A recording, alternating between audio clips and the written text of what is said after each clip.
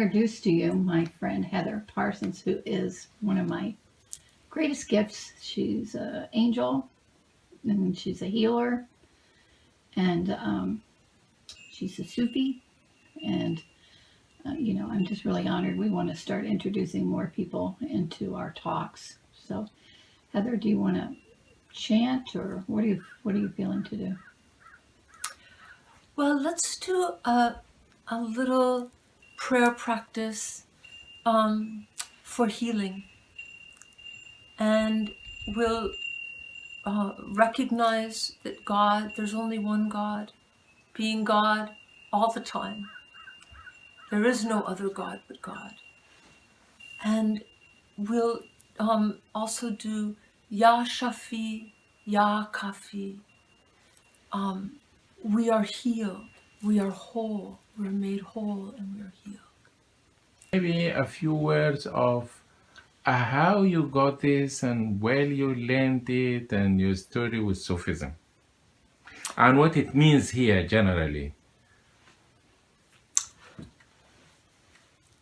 Thank you. We are all truly Sufi, all of us, because we are all included in the embrace of the one divine presence of God. God recognizes all of us as his children. No discrimination, no judgment, rich and poor, whether you are still engaging in nonsense or whether or not you are clear as a bell, still, God always pulls you to his heart, always loves you, always forgiving, astaghfirullah, always loving, always offering, always healing and making us whole again. Ya Shafi and Ya Kafi. Some of us in the West were very drawn to these holy names, these 99 beautiful names of Allah, because partly it's just the poetry of God's names and the poetry of God's qualities refining within us. We are all born with the potential to embody these beautiful names and these beautiful qualities. And so through Islam and through Sufism, these concepts of the aspects of the beautiful names of God are presented to us so that we can chant them in whatever singular or combination of names might help us the most on our path at any given time. So I was fortunate enough to have Sufi teachers when I was at a young age, Sufi teachers from the West. And so, of course, they had the twist of Americanism and, to make it more approachable for us. But, so many of us are lovers of Hafiz and lovers of Rumi and lovers of the mystic poets. So that the door opened perhaps that way to invite us in to diving into these practices, a beautiful way to nurture the heart so that it softly opens to receive access to what we need to polish our ego, to polish our human nature, to refine something like greed into being all generous, or something like being angry into being all compassionate, or something like being full of dis-ease to being healed and able to offer healing to others. So that's what I would have to say. Today, Mustafa and I thought that since it was Easter Sunday that we would talk about rebirth and resurrection. In many traditions, we talk about resurrection, and it can be someone dying and ascending, or it also can be that we are born again into this life, that we're born again in our bodies now and changing our consciousness.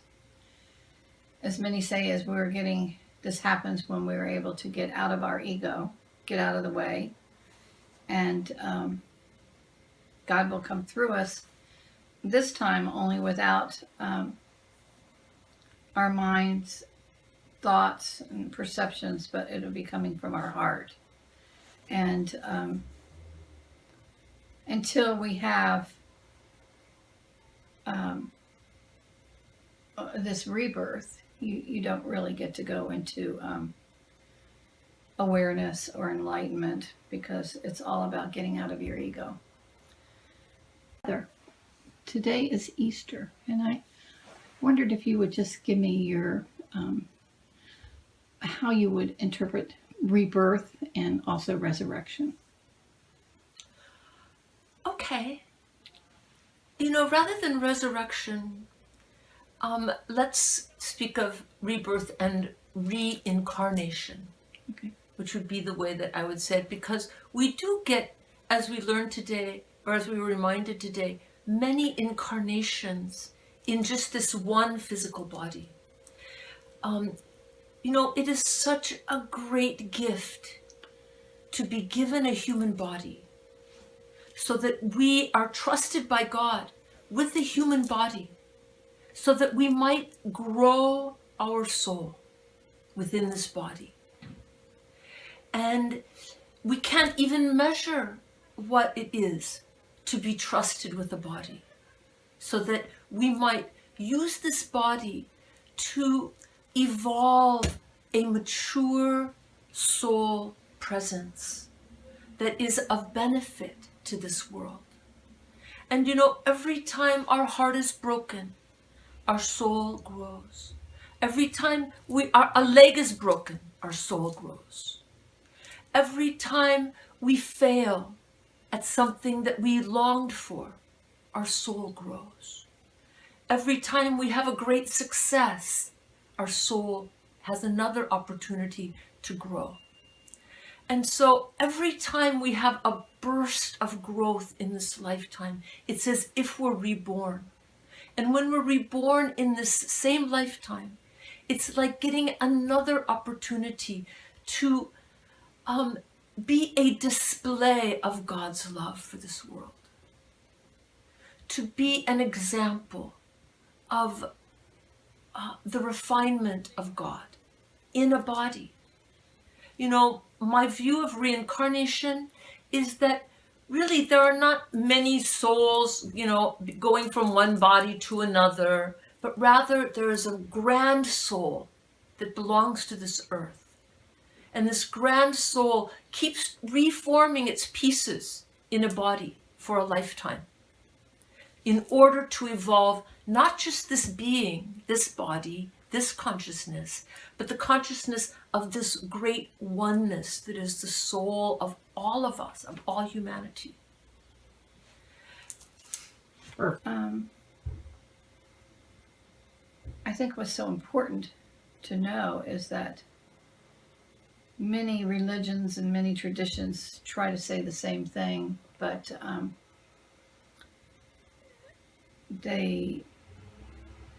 they might talk about it as ascension, or they might talk about it as transcension, or they might talk about it of enlightenment. But it's our soul's growth as we go through this journey of spirit in a human form, that we are coming into the next phase where we will not be really thinking with our heads, but rather with our hearts. When that time comes, we'll realize that we are all made of the same stuff. We're same stardust, same dreams, same wishes, and that we are all one. And in the center I go to, we say that we are all God. We're all different perspectives. We're all pieces of the same puzzle. And it's God coming into self realization. So I'm going to pass it on to Mustafa now, and then we'll come back.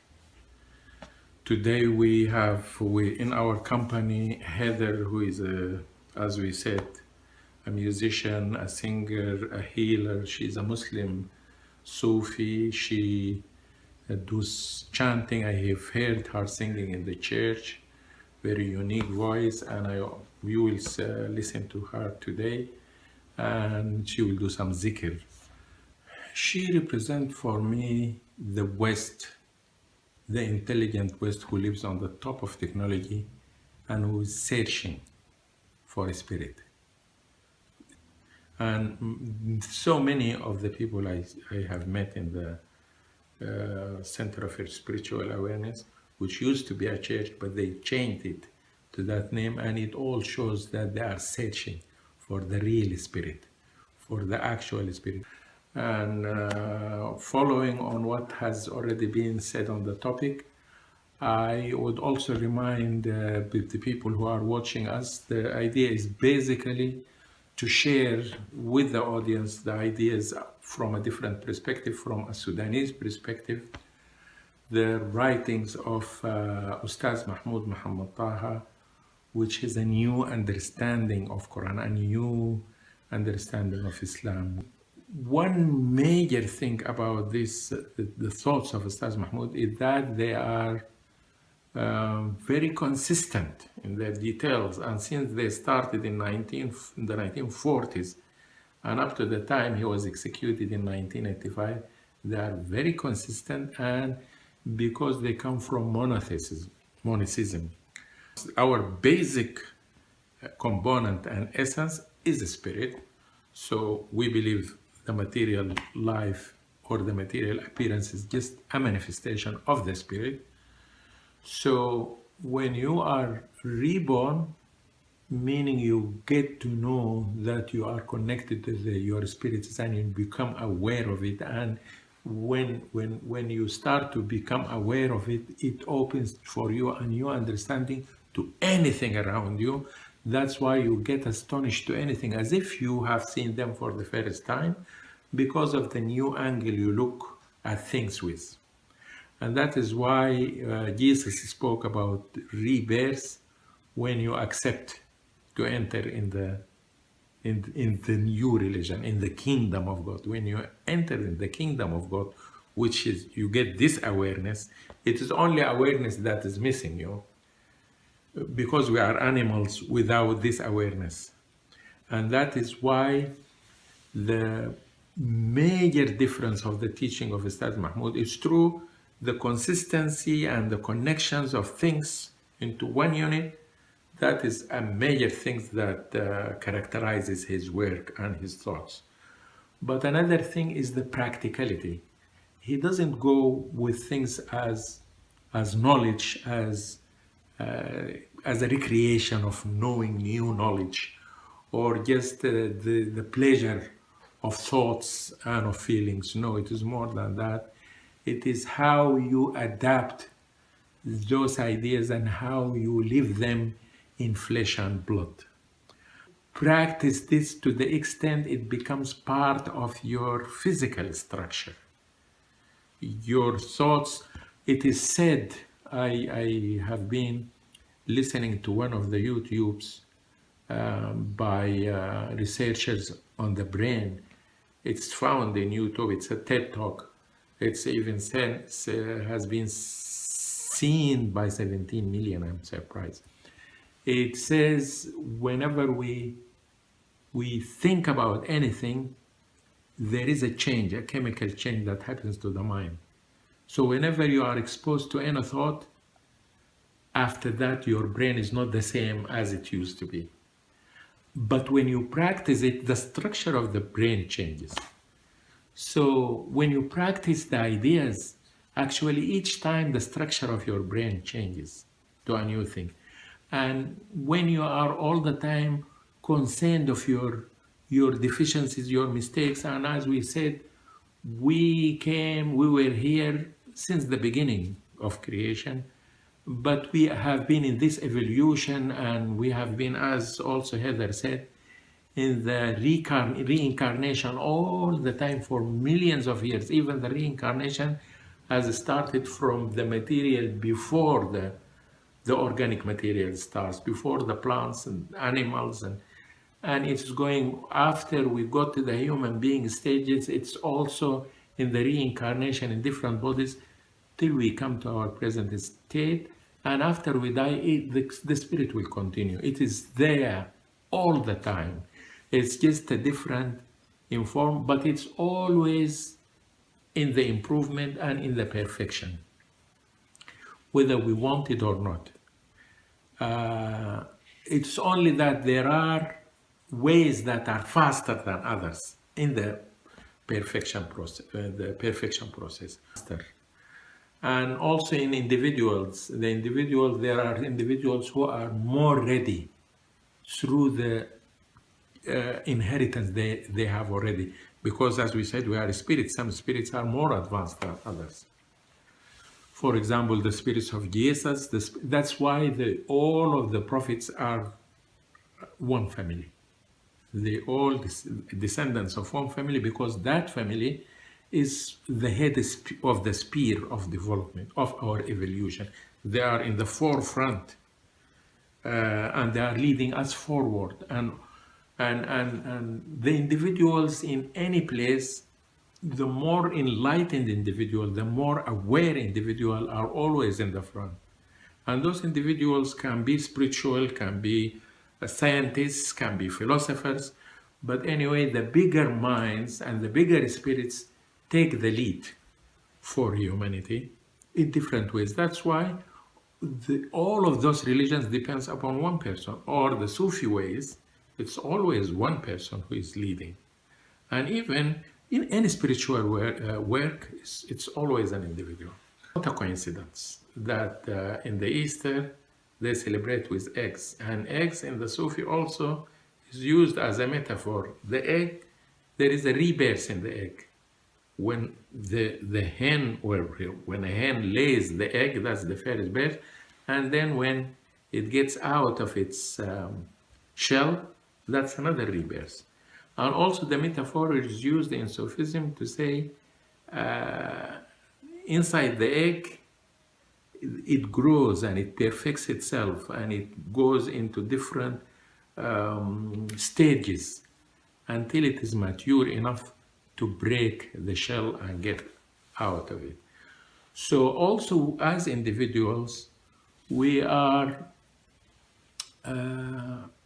required to concentrate in our inside once we got aware of our surroundings and of our spiritual nature and of our purpose in life and what is required of us.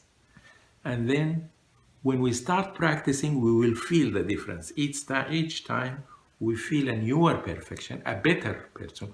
If you are not a better person every time, then there is something wrong with what you are practicing. And it's also said in Islam and in Sufism that all of those religions, as I said, are the same. They are all nurtured by God, and they are the same message. But in the times, there is the rule of time. Each time, and there is the realities of the society where that religion is practiced. So each time, what changes is the regulations, the social regulations, the social and the laws and the things that govern the interrelationships of people in the particular time, in the particular environment. But the message that the God is one, there is unity, and the love is the shortest way, and practicing would improve you, that stays in any religion. But in the heavenly religions, it's said Judaism is the first complete, having its regulations, social regulations and laws, and at the same time an individual approach for worshipping. But because it's far away in the past, It's almost 14 centuries, I think, before Christ, and then now it is 21 centuries. So it's like 35 or so centuries away.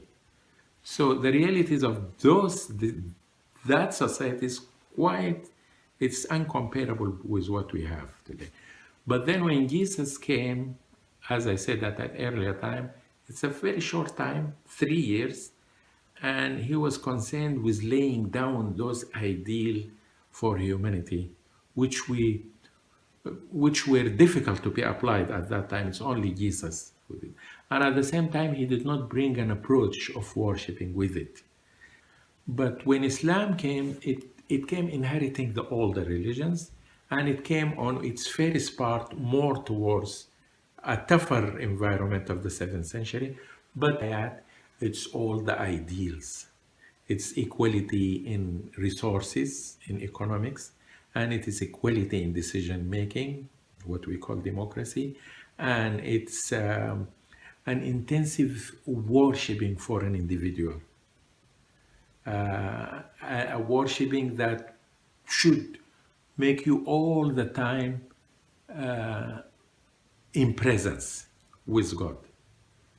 So if you search for the Sunnah of Prophet Muhammad, it's all the time in concentration. When he eats, when he drinks, when he talks to someone, when he dresses a new dress, when he travels, when he rides on his camel, when he comes back, and then the 5 times prayers a day, and then the wudu before the 5 times, and then in the night he wakes up to continue worshiping through the night. It's very intensive, but every time it makes you a new person if it was properly done. Unlike the way Muslims do it now, because they proceed in the 7th century approach, which is not adaptive. We say, Ustaz Mahmoud Ahmad Tahir says, it's not adaptive for our life today, because it does not treat women equally, it does not treat people equally, it enforces the belief, and it does not accept any belief other than Islam, and it is built upon jihad, which is war, which is violence. And that is why when those young individuals are so enthusiastic, and when they believe in it strongly, they come to be ISIS or Qaeda or Boko Haram or Muslim Brothers, because they put it into action. Other people do not put the 7th century into action. That's why they are moderate. But Ustaz Mahmoud, for the first time and from the authentic sources, brought an understanding from the Quran, from the Makki ayat, which were stopped. They were sacred, but people do not work with their regulations. So he is saying that is the rule of today. And with those, it is no longer religion, and it is all over, speaking to anyone on the universe, and it is intermarrying democracy and socialism for the first time, because democracy in the West, the problem of democracy here is that the companies, is the rich individuals, because they control it. And socialism did not work in the East because it's controlled by dictators. It is dictatorships that makes it fails. But if we, and in the tomorrow, the governance of tomorrow, and that's appear in all research, in all the newer writings, it is the direction of tomorrow, to have socialism and democracy in one system. And socialism, meaning the resources are owned by everybody. In the cooperative society, the capital is shared by different individuals, and Work is also by those individuals in the share, and the shares, the reward comes to the individuals collectively. And they take the decision making, and they do the work, and they are the owners of the capital. And at the same time, democracy is within that, for the decision making is done through a more real democracy where everybody has an equal vote to other people. And that is what will bring the return of Christ. That is what will bring no eye has ever seen, no ear has ever heard, and has never happened to any individual, because by then there will be peace. There will be no need for war, and they will all imagine all the money that is spent on war, and imagine all the money that's spent on security now, and all the money that is spent on the police force, security of the police force, and the jails, and all the horror, all the fear business that takes multiples of what is spent in peace. So imagine if all of that is directed to the right track, and that people are comfortable, and they are feeling more dignity, more equality in anything, in an aspect. That is the governance of tomorrow, which Ustaz Mahmoud is suggesting as the second message of Islam, which is no longer a religion, but it is the need of the individuals, the original need of the heart and the mind of everybody on earth.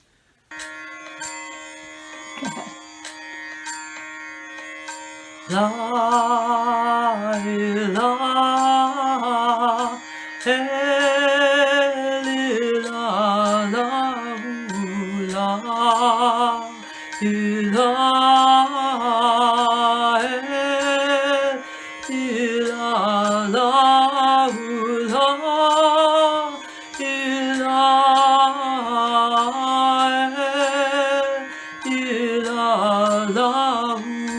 illallah.